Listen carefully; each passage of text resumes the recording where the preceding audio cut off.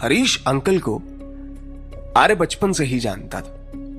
वो एक समय में उसके दादाजी के साथ काम करता था, इसलिए आर्य को उनके साथ जाने में कोई दिक्कत नहीं थी। हरीश अंकल के मजाकिया लहजे से आर्य अच्छी तरह वाकिफ था।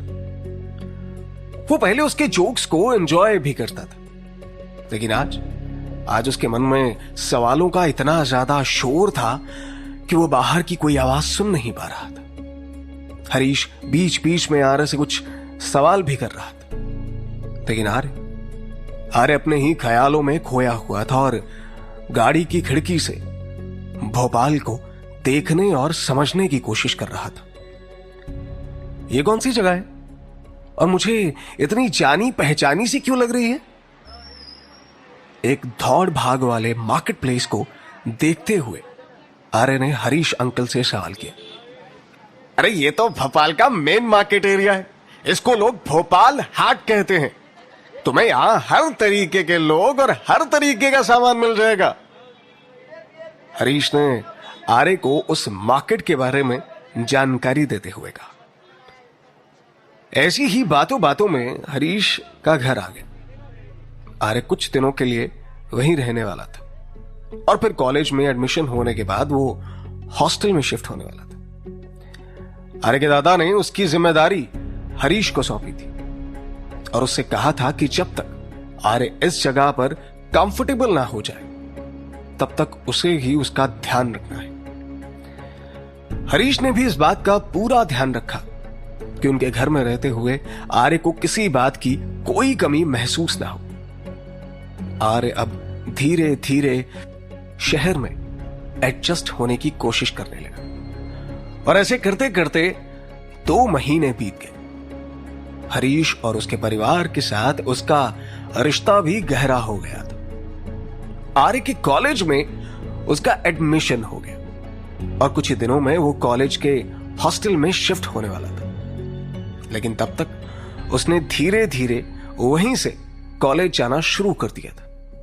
कुछ दिनों बाद आर्य ने हॉस्टल जाने का फैसला किया।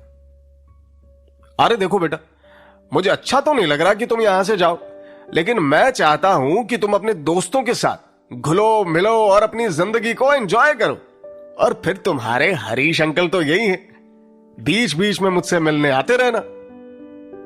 हरीश ने आर्य से कहा जब वो उसके घर से अपने कॉलेज के हॉस्टल में शिफ्ट होने की तैयारी कर रहा था। जी अंकल, मैं भी अब आप लोगों को वहां हॉस्टल में बहुत मिस करूंगा और खासकर आंटी के हाथ का बना खाना। मैंने आज से पहले बाहर का खाना तो नहीं खाया, लेकिन मुझे लगता है यह भी मेरे लिए एक नया ही एक्सपीरियंस होगा। इतना कहते हुए आर्य ने हरीश अंकल और उनकी वाइफ को अलविदा कहा और फिर अपने हॉस्टल की तरफ चला गया। कुछ दिन बीत गए। अब तक वहां सब ठीक था। भले ही आर्य के दिमाग में बहुत सारे सवाल थे, लेकिन उस जगह को जानने पहचानने में समय दे रहा था ताकि वो धीरे धीरे करके एक दिन अपने माता पिता के बारे में पता कर सके। इसी सोच को लेकर अब आर्य ने वहां के लोगों से दोस्ती करना शुरू कर दी थी और जान पहचान भी बनाने लगा था ताकि वक्त आने पर वो लोग उसका साथ दें। दादाजी की बातों के मुताबिक आर्य के पापा को वहां के लोग बहुत पसंद करते थे और आर्य बिल्कुल अपने पापा की तरह ही उन लोगों का चहेता बनना चाहता था। एक दिन आर्य जब कॉलेज गया तो उसके शाम की क्लास खत्म हो गई और फिर उसके दोस्तों ने उससे क्लब जाने की जिद की। देखो, आज का क्लास तो ओवर हो गया, अब हमारी क्लास डायरेक्ट मंडे को होगी और आज सैटरडे है, मतलब कि कल की छुट्टी, तो क्यों ना इस वीकेंड हम लोग कुछ नया करें।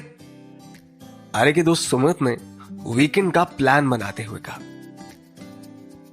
5 लड़कों का यह ग्रुप आपस में बहुत अच्छे दोस्त बन गए थे, जिनमें से 2 तो भोपाल के ही थे और बाकी के दूसरे शहरों से आकर यहां बस गए थे। उन्हीं में से एक आर्य भी था, जो इस ग्रुप में धीरे धीरे अपनी जगह बनाने लगा था। हम लोग तो सब तैयार हैं, तुम्हारे से पूछो ना, क्या वो हमारे साथ चलना नहीं चाहता? रितेश ने सुमित के प्लान बताने के बाद उससे कहा, अरे आर्य से क्या पूछना, वो तो हमारे साथ चल ही रहा है, और अगर आर्य हमारे साथ आज नहीं जाता तो हम लोग भी नहीं जाएंगे। सुमित ने उन लड़कों से कहा और आर्य ने भी ये बात सुनी। अरे मैं मना करके तुम लोगों के लिए स्पॉइल स्पोर्ट नहीं बनना चाहता, इसलिए मैं भी आ रहा हूं। आर्य ने भी खुश होते हुए जवाब दिया।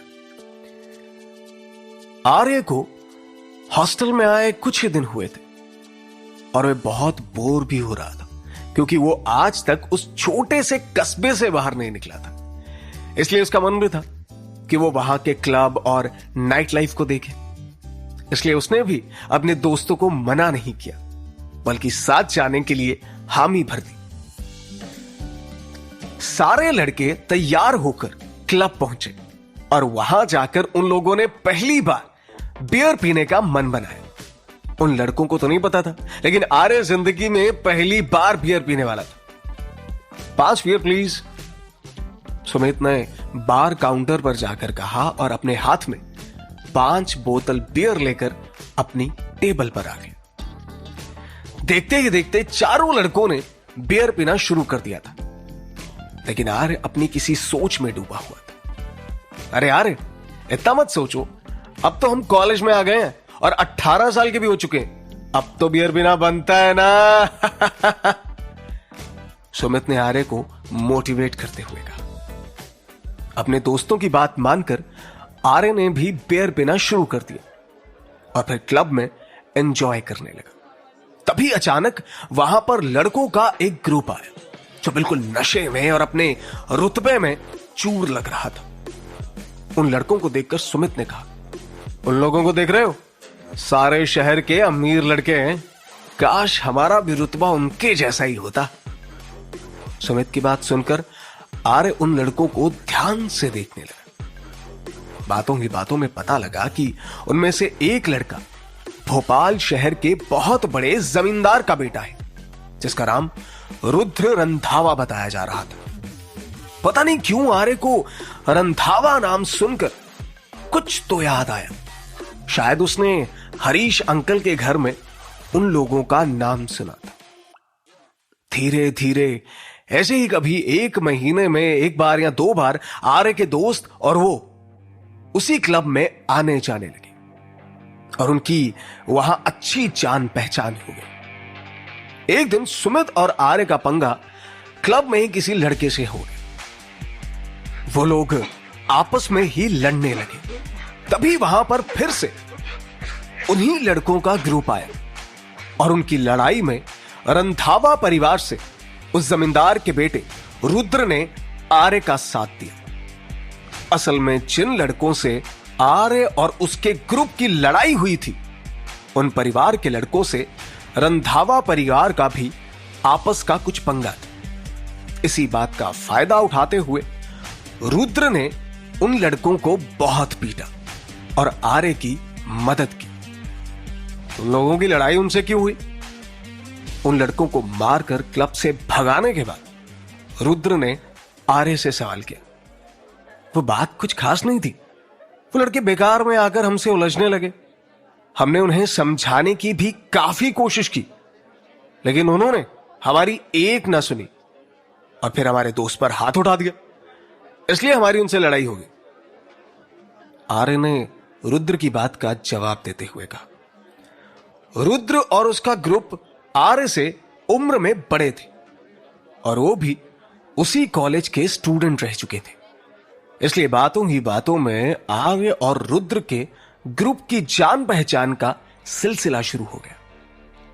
वो लोग आपस में कॉलेज और भोपाल के बारे में बात करने लगे और साथ ही अक्सर उनकी बातों की वजह उनका कॉलेज होता और वो लोग अपने अपने समय की बातें करते और कॉलेज के हालत की तुलना करते थे। धीरे धीरे उन लोगों का क्लब के बाहर भी मिलना जुलना होने लगा और अब रुद्र और आर्य की अच्छी खासी दोस्ती हो गई। आर्य ने भी ज्यादा नहीं सोचा और फिर उसके साथ घुलने मिलने लगा। शायद उसे लग रहा था कि रुद्र की मदद से वो इस शहर के बारे में और भी कई ज्यादा जानकारी लेगा और अपने माता पिता के दुश्मनों को ढूंढेगा। ऐसे ही उन लोगों को आपस में मिलते जुलते लगभग 3 महीने बीत गए और अक्सर शाम के समय रुद्र और आर्य मिलने लगे, जहां वे शहर घूमते थे और आपस में बातें करते थे। अब आर्य को रुद्र के बारे में काफी कुछ पता था और रुद्र भी आर्य के परिवार के बारे में जानने लगा था। उसके परिवार में कौन कौन है और वो कहां से आया था। कुछ ही दिनों बाद रुद्र के घर में एक बड़ी पार्टी थी, जिसमें उसके पापा का 50वां जन्मदिन सेलिब्रेट होने वाला था। उसके घर में बहुत सारे गेस्ट आने वाले थे, इसलिए रुद्र ने अपने दोस्तों को भी इनवाइट किया था। आज से पहले रुद्र ने कभी आर्य को अपने घर नहीं बुलाया था, लेकिन आज अचानक से आज उसने आर्य को भी अपने घर आने के लिए इनवाइट कर दिया।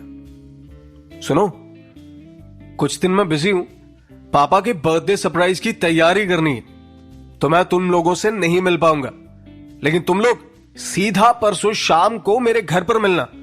पापा की पार्टी अलग होगी और हमारी पार्टी अलग। रुद्र ने अपने दोस्तों को इनवाइट करते हुए कहा, और आर्य, मेरे दोस्तों में अब तुम भी शामिल हो, इसलिए तुम्हें भी मेरे घर आना है, फिर सब मिलकर पार्टी एंजॉय करेंगे। रुद्र ने स्पेशली आर्य को इनवाइट करते हुए कहा। आर्य को बहुत अच्छा लगा जब रुद्र ने उसे अपने घर पार्टी के लिए बुलाया। उसने भी बिना ज्यादा सोचे समझे हां कर दी। आज से पहले आर्य कभी भी रुद्र के घर नहीं गया था और उसे ऐसा लग रहा था जैसे रुद्र के साथ उसकी दोस्ती गहरी होती जा रही है। इसलिए उसने सोचा था कि मौका देखकर वह अपने परिवार के दुश्मनों के बारे में पता लगाने के लिए रुद्र से ही कहेगा। लेकिन उसे कहां पता था कि रुद्र के मन में तो उसके खिलाफ अलग ही प्लानिंग चल रही थी। क्या नए शहर में दोस्त बनाना आर्य को पड़ जाएगा महंगा? क्या आर्य को अपने घर की पार्टी में बुलाने के पीछे रुद्र का कुछ खास मकसद था? आखिर क्या वजह थी जो रुद्र आर्य के खिलाफ प्लानिंग कर रहा था?